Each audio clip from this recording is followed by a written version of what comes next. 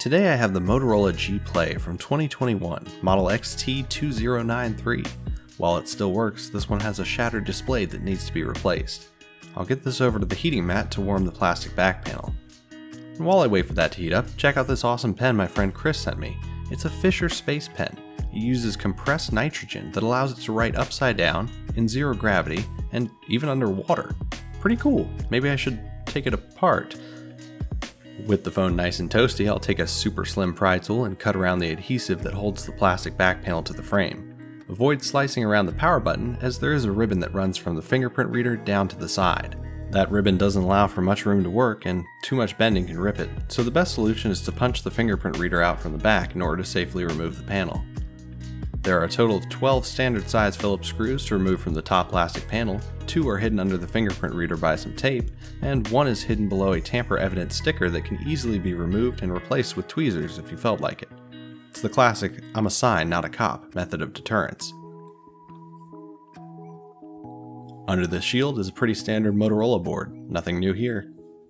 The fingerprint reader can be safely disconnected and set to the side, and under this arguably useless graphite sticker we get to the important part, disconnecting the battery.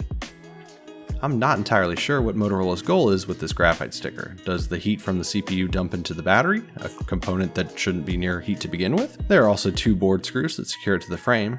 These are silver and not green, so I'll keep them separate.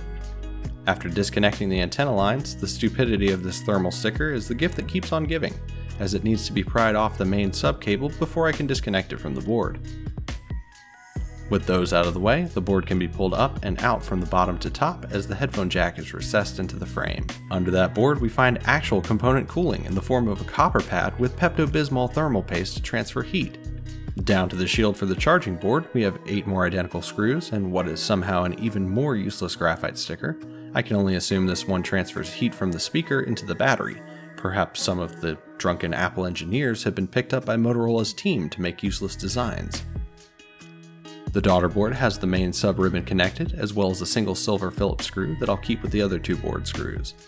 These antenna lines are prone to snap if stretched, so they need to be disconnected and removed from their retaining clips. From here, I'll place the phone back on the heating mat to remove the battery. If you need help with this one, check out my previous video on removing batteries. There will be a link in the description below. The ancient eccentric mass-style vibration motor is wedged into the frame with a rubber gasket, while the pressure pads for connection are securely adhered to the frame.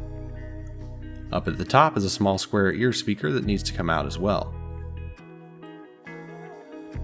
Along the right side of the frame is a strip of electrical tape that holds the antenna lines in a small trench.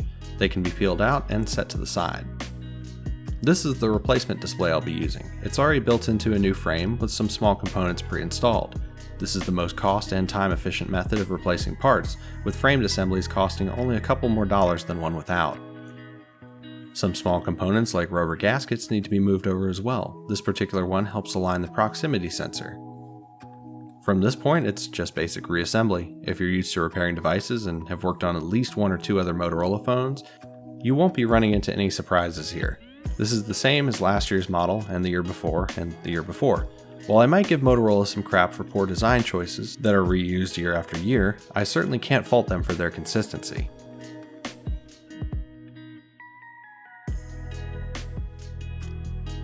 I'll get the SIM card reinserted into the phone and powered on for testing before applying new adhesive to the back panel and sealing it up.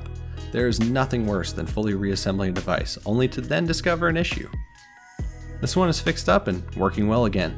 Thanks a lot for sticking around and checking this video out. If you enjoyed this video, or if you think I was a little bit too harsh on Motorola, let me know down below, and please consider subscribing as it helps me out to continue making videos.